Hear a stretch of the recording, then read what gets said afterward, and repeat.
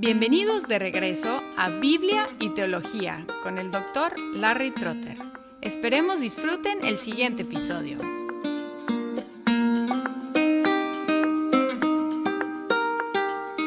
Después de un pequeño descanso, aquí estoy de nuevo. Soy Larry Trotter, aquí en el podcast Biblia y Teología. En el último episodio empecé una nueva serie sobre Ageo, una exposición sección por sección de este libro de profecía, explicando que fue entregado después del regreso a Jerusalén, después del exilio a Babilonia. Tenían el mandato de reconstruir el templo, pero habían reconstruido primero sus propias casas y habían dejado el templo abandonado, en efecto desplazando a Dios del centro de sus vidas. Y ahora seguimos en el primer capítulo, los versículos 5 al 11, con las consecuencias de sus acciones o falta de acciones y la solución. Dice así: Ahora pues, así dice el Señor de los ejércitos, consideren bien sus caminos. Siembran mucho, pero recogen poco. Comen, pero no hay suficiente para que se sacien.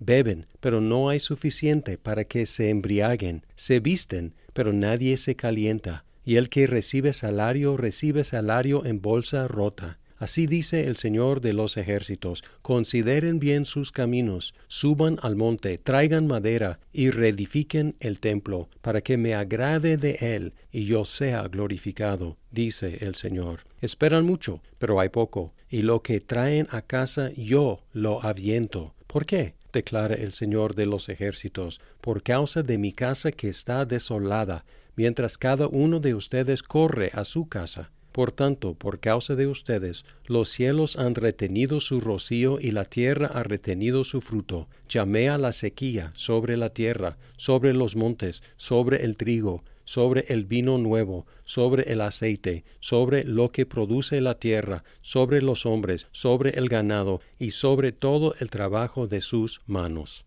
Aunque la gente no estaba exactamente en la pobreza, sus empresas económicas no estaban resultando como ellos habían esperado. El versículo 6 describe una situación no de absoluta pobreza, sino de constante frustración. Ellos tenían semilla, pero cosechas inadecuadas. Comida, pero todavía hambre. Bebida, pero no satisfacción. Ropa, pero todavía con frío. Trabajo e ingresos, pero nunca lo suficiente. Y en los versículos 9 al 11, Dios toma responsabilidad por esta escasez. Dice: esperan mucho, pero hay poco, y lo que traen a casa yo lo aviento. Y luego, ¿por qué? Por causa de mi casa que está desolada, mientras cada uno de ustedes corre a su casa. Esto no debe haber sido una sorpresa para el pueblo. Si hubieran leído Deuteronomio 28, 36 al 44, habrían sabido qué esperar. Él había prometido hacer exactamente lo que hacía aquí, si ellos no le prestaban atención a él. La lección para ellos fue muy clara y es la misma lección para nosotros. Si mantienes a Dios distante de tu vida y tú construyes tu vida sin tener a Dios al centro de tu vida, vas a encontrar que quizás tengas lo suficiente, pero nunca vas a tener el contentamiento y la satisfacción que buscas. Quizás tendrás lo suficiente, pero nunca será suficiente. Tu trabajo, tu casa, tu carro, tu esposa, tus hijos, tus papás, tus ingresos, tus ahorros, tu educación, lo que sea, nunca te va a dar satisfacción sin Dios al centro de tu vida. ¿Y cuál fue la solución? 2 veces Dios les dijo: consideren bien sus caminos. Más literalmente, consideren en sus corazones sus caminos. Reflexionen bien en sus caminos. La primera vez que Dios les dijo eso fue para que entendieran su propia falta de satisfacción en el 5. Ahora pues dice el Señor de los ejércitos: consideren bien sus caminos, y luego explica su falta de satisfacción. Y luego la segunda vez fue para reordenar las prioridades de sus vidas y actuar sobre esas nuevas prioridades. En el 7, así dice el Señor de los ejércitos: consideren bien sus caminos, suban al monte, traigan madera y reedifiquen el templo. aunque la tarea de reedificar el templo era enorme, Dios empezó con el primer paso. Ve y busca el elemento que hace falta y empieza con eso. Y lo que hacía falta fue la madera. A lo mejor todavía había piedras ahí, pero la madera fue el elemento que hacía falta. Y así es con cualquier tarea grande, es empezar con el primer paso. El resultado sería que Dios sería glorificado. Reedifiquen el templo para que me agrade de él y yo sea glorificado. El mensaje también implica que luego el pueblo sería satisfecho. Es un énfasis que John Piper siempre ha hecho en todos sus escritos y en su predicación. Cuando Dios es glorificado, su pueblo está satisfecho. Cuando glorificamos a Dios, nosotros experimentamos el gozo.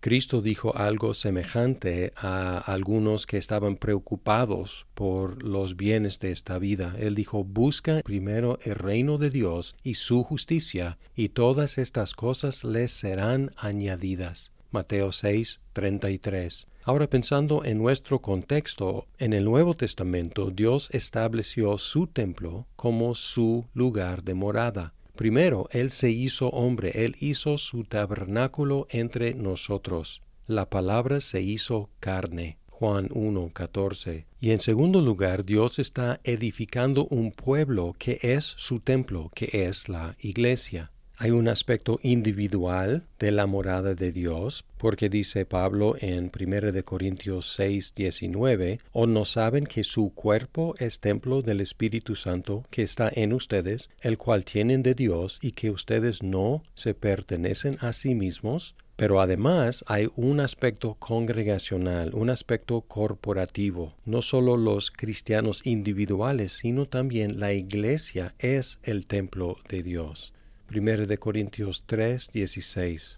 ¿No saben que ustedes son el templo de Dios y el Espíritu de Dios habita en ustedes? Aquí Pablo se dirige a la iglesia y dice ustedes, no hablando individualmente, sino corporativamente. Ustedes son el templo. Ustedes como iglesia son el templo del Espíritu Santo. Dios vive en la iglesia. Es el mismo énfasis en Efesios 2, que termina en el 22 diciendo, en Cristo también ustedes son juntamente edificados para morada de Dios en el Espíritu. Muchas veces en el occidente, si preguntamos a los cristianos, ¿dónde vive Dios? ¿Dónde está el Espíritu? La respuesta será, en mí. Y no es incorrecto, al contrario, es una respuesta correcta. Pero además de este aspecto individual, tenemos que enfatizar que la iglesia es donde mora Dios, donde habita el Espíritu Santo. Es una razón por la cual congregarnos, reunirnos no solamente con los hermanos, sino reunirnos en el templo de Dios, reunirnos con Dios. Y por lo tanto, lo que es edificar el templo hoy en día es hacer discípulos, es evangelizar y hacer discípulos de las naciones. Pero trágicamente muchos cristianos o dicen o por lo menos actúan como si no hubiera llegado el tiempo. Exactamente como los judíos en los días de Ageo. Estaban diciendo, sí es cierto, debemos edificar el templo, pero después no es momento, tenemos que construir nuestras propias casas primero. Asimismo, muchos cristianos actúan como si no hubiera llegado el momento de edificar el templo, de enviar misioneros a los confines de la tierra, de hacer discípulos por todos lados. Si tenemos suficientes cosas, pero no encontramos gozo y satisfacción, debemos también examinar nuestros corazones para ver cuáles son nuestras prioridades y reorientar nuestras prioridades alrededor de la prioridad de Dios, que es glorificarse a sí mismo por medio de la salvación de las naciones, o sea, la construcción de su templo en todo el mundo.